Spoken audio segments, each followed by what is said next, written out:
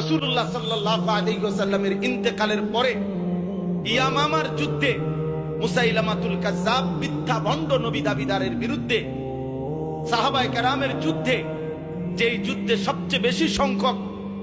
প্রায় 400-র চাইতে বেশি সাহাবায়ে কেরাম যারা হাফেজ ছিলেন শাহাদাত বরণ করছিলেন, এই সর্বাধিক সংখ্যক সাহাবী হাফেজে কোরআন শাহাদাত বরণ করার পরে ওমর রাদিয়াল্লাহু তাআলা আনহু বারংবার অনুরোধ করেছিলেন আবু বকর সিদ্দিক রাদিয়াল্লাহু তাআলা আনহুর কাছে যে, হে আমিরুল মুমিনিন, পুরা কোরআন একত্রে সংকলন করা হোক।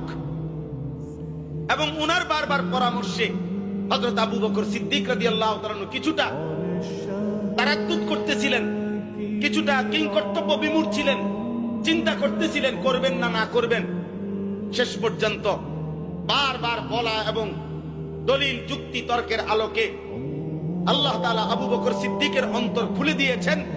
এবং তিনি এর কার্যকর উদ্যোগ নিয়েছিলেন। এবং রাসূলুল্লাহ সাল্লাল্লাহু আলাইহি ওয়াসাল্লামের মাত্র 16 বছর বয়সী সাহাবী হযরত যায়েদ ইবনে সাবিত রাদিয়াল্লাহু তাআলা আনহু, ওনাকে অন্যতম দায়িত্বশীল বানিয়ে, যিনি ছিলেন একজন কাতেবে ওয়াহী, নবী সাল্লাল্লাহু আলাইহি সাল্লামের কাছে থেকে যিনি আল্লাহর কোরআন নবীজির জামানায় লিখতেন, ওনাকে জিম্মাদারি দিয়ে আরো সাহাবীদের বোর্ড গঠন করে হযরত আবু বকর সিদ্দিক রাদিয়াল্লাহু তাআলা আনহু তখন ওনাকে বলছিলেন যে, হে যায়েদ, তুমি এই কাজটা করতে পারবা কিনা? খোদার কসম, নবী সাল্লাল্লাহু আলাইহি সাল্লামের এই 16 বছরের তাগড়া নওজোয়ান সাহাবী আমিরুল মুমিনিন আবু বকর সিদ্দিককে বলছিলেন,